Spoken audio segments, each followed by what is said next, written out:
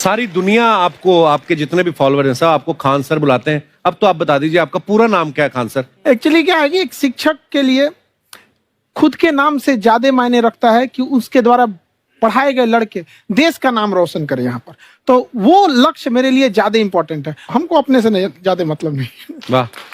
मैं खान सर के बारे में बता दूं कि इनका यूट्यूब पे जो एजुकेशनल चैनल है उसके 17 मिलियन मतलब 1,70,00,000 फॉलोअर्स ज्यादा हैं। है, ज्यादा है। अब 19 हो गए। 19 हो गए? बाप रे, क्या बात है, वाह। तो लॉकडाउन से पहले सर 30,000 थे। हाँ। एकदम लॉकडाउन के बाद जितनी आपकी सब्सक्रिप्शन बढ़ी है उतनी तो ओटीटी प्लेटफॉर्म्स की नहीं बढ़ी जितनी आपकी बढ़ गई। ये नेक काम की शुरुआत कैसे हुई थी खान सर? लॉकडाउन से पहले हम लोग ना ऐसे फिजिकली क्लास में ज्यादा पढ़ाते थे। अच्छा जी। क्लास में भी बहुत भीड़ रहती थी, लड़के पढ़ नहीं पाते थे। मजबूरी हो गई लॉकडाउन के बाद यूट्यूब पर पढ़ाना, क्योंकि दूसरा कोई ऑप्शन ही नहीं था। और हमको भी नहीं समझ में आया कि लोगों ने क्यों इतना ज्यादा सब्सक्राइब करते गए, क्योंकि हम तो वैसे ही पढ़ा रहे थे जैसे पहले पढ़ाते थे वहां पे। तो बस ये रहता है कि लड़कों को पढ़ाई से रिलेटेड उसको डाउट ना रह जाए कोई भी, क्योंकि जब हम लोग पढ़ते थे ना तो सबसे पीछे आते थे, हम लोग क्लास के पीछे बैठते थे। हम लोग मान लिए थे कि ये लोग बहुत अच्छे पढ़ने में, हम लोग का तो कुछ नहीं हो सकता है यहाँ पे। और घर वालों को भी लगता था तो जीव ले ला, कैसे भी काम चल जाएगा। बाद में हम लोग को पता चला ना कि टीचर की गड़बड़ी थी, हमारे ऊपर ब्लेम लगा दिया। सर आइए, बहुत बहुत स्वागत है आपका। वाकई एक्चुअली अगर पढ़ाने का तरीका इतना सरल हो, आसान हो, जैसे ना सर मुझे बचपन में ना मुझे हिस्ट्री का पढ़ने का बड़ा मजा आता था। बड़ा होके पता चला कि मेरा हिस्ट्री में तो था इंटरेस्ट, पर मुझे कहानियां पढ़ना अच्छा लगता था जी। आज मुझे थोड़ा लिखने का भी शौक है, एक आध कुछ शायद फ्यूचर में चल के आप वो भी कुछ ऐसा देखें। तो मतलब मुझे शौक है लिखने का। अब जाके समझ में आया कि वो क्यों अच्छा लगता था, उसमें कहानी होती थी। तो ये नहीं हमें पढ़ाया, हमें रट्टा मरवाते थे। तो ये जो आपका ये जो तरीका ये बहुत ही बढ़िया है। काश हमारे समय में भी ऐसा होता, यूट्यूब पे अच्छे अच्छे शिक्षक होते। हालांकि हमारे टीचर भी बहुत अच्छे थे, लेकिन इतने डिटेल में खान सर मैंने आपके वीडियोस देखे हैं, मतलब जिस सब्जेक्ट को आप जानते भी ना हो और अगर लेक्चर देखें और सुने तो उसमें इतनी रुचि पैदा हो जाती है। बिकॉज हम सब टीचर्स के द्वारा ही पढ़ाए गए हैं और हमारे अच्छे टीचर्स भी रहे हैं, लेकिन जरूर आप में एक बहुत ही खास बात है कि आप हर सब्जेक्ट को बहुत इंटरेस्टिंग बना देते हैं। अर्चना जी, इसमें क्या है ना, टैलेंट जो है ये टीचर्स को विजुअल ट्रेनिंग कैसे देनी है, जो बताया अभी कपिल जी ने। कहानी, मैं एक छोटा प्रश्न पूछता हूँ, असैसिनेशन की स्पेलिंग किसको मालूम है? लोग बिलीव नहीं करेंगे लेकिन मुझे मालूम है।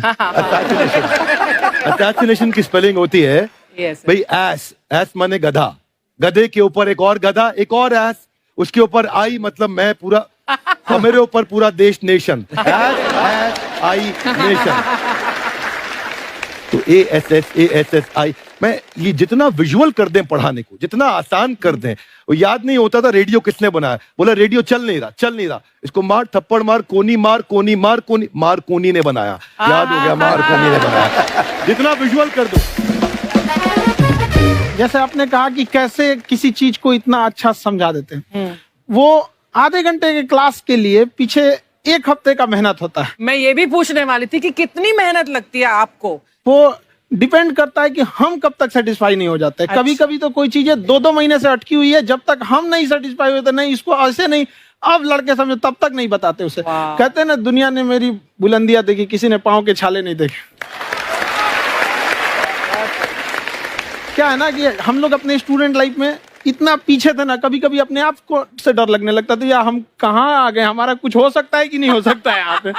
तो लेकिन ना कुछ सीखने का बड़ा शौक था। हाँ। तो जैसे एक फिल्म बनाने से पहले डायरेक्टर कितने महीने की प्रैक्टिस करता है, 2 साल की मेहनत के बाद एक 3 घंटे की फिल्म बनाना पड़ता है। उस तरह से थोड़ा काफी मेहनत करना पड़ता है पीछे से, तब जाके समझ में आता है। और धीरे धीरे एक्सपीरियंस होने से थोड़ा समझ में आ जाता है कि क्या, कहाँ पे कौन सा चीज डाउट आएगा वहां पे। और आपसे पढ़ाई करने का ये भी फायदा है कि ये पीट नहीं सकते ना यूट्यूब चैनल से, अंदर से निकल के थप्पड़ भी नहीं मार सकते।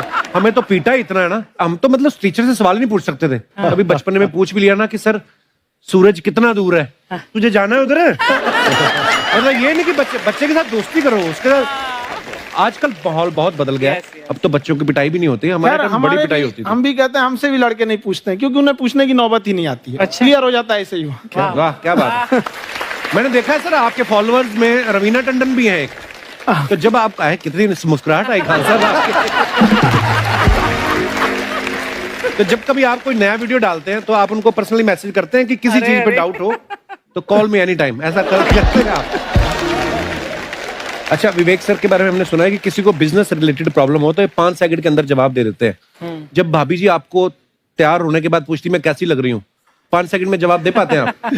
देखिए, इसमें तो सभी लोग पीड़ित हैं और हर जगह, हर घर में ये जरूर सुना होगा सबने कि बच्चों के चक्कर में तुम्हारे साथ रह रही है, वरना तुमको तो कब का छोड़ के चली गई होती। ये बड़ी कॉमन बात है।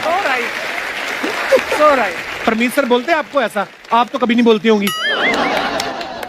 इनका उल्टा है, इनका एटीट्यूड पति वाला है वैसे, तो इसलिए। क्या प्रॉब्लम है? नहीं, कोई औरतों को प्रॉब्लम मतलब मर्दों से कम बिल्कुल मत समझो। नहीं, ठीक है, पर ऐसे मुक्के वगैरह नहीं मारने चाहिए आप।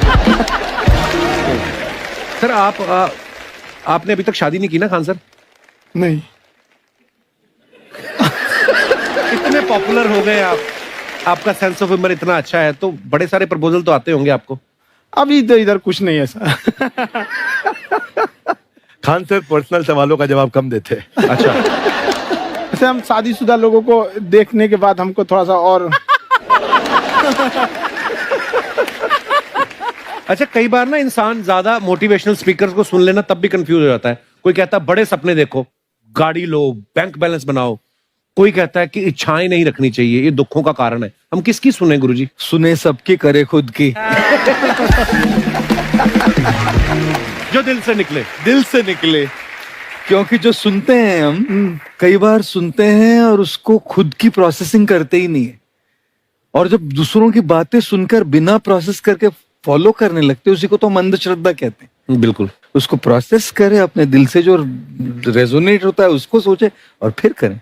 मम्मी सुना, मेरी मम्मी के आगे डॉक्टर फेल है। मम्मी की जो सहेली ऑन द स्पॉट इसके साथ बैठी है, और इनको अगर कोई प्रॉब्लम है, फॉर एग्जाम्पल कोई शुगर की प्रॉब्लम है, तो उन्होंने जो बोल दिया वो अंतिम सत्य है। ले मैनू फलानी कहती है, ऐ खाड़ो तो ऐ हो जाता है। ये सवाल मैंने आपके लिए पूछा था mummy. I wanted to ask Khan sir कि आपका एक एपिसोड था ट्रेन के बारे में, कि ट्रेन में ऐसा क्यों होता है, शुरुआत में ऐसा हुआ था, ये यहाँ पर बोगी के लिए ये कनेक्शन, तो ये सोर्स क्या होते हैं आपके, कहाँ से आपसे ढूंढ सुन के लेंगी, लाते उसके हैं? बाद खुद का चैनल शुरू करेंगी। कुछ चीजें तो ऐसे डायरेक्टली मिल सकती हैं, और नहीं तो वहाँ ऑन द स्पॉट जाके वहाँ पे पूछ लेते। जो वर्कर होते हैं ना, उन लोग को ज्यादा आइडिया रहता है, उन लोग से वो पूछ लेते हैं कि ये कैसे काम करता है, तो वो ज्यादा कोशिश करते हैं कि हम किसी चीज को खुद से अगर जाने रहेंगे तो ज्यादा अच्छे से डिलीवर कर सकते हैं। तो कई बार वहाँ यार्ड वगैरह में भी चले जाते हैं पता करने के लिए। लेकिन बहुत इंटरेस्टिंग था। हवाई जहाज पर भी बनाइए। आप कहती हैं तो एक उस पर ही बना ही देंगे। बहुत शुक्रिया जी।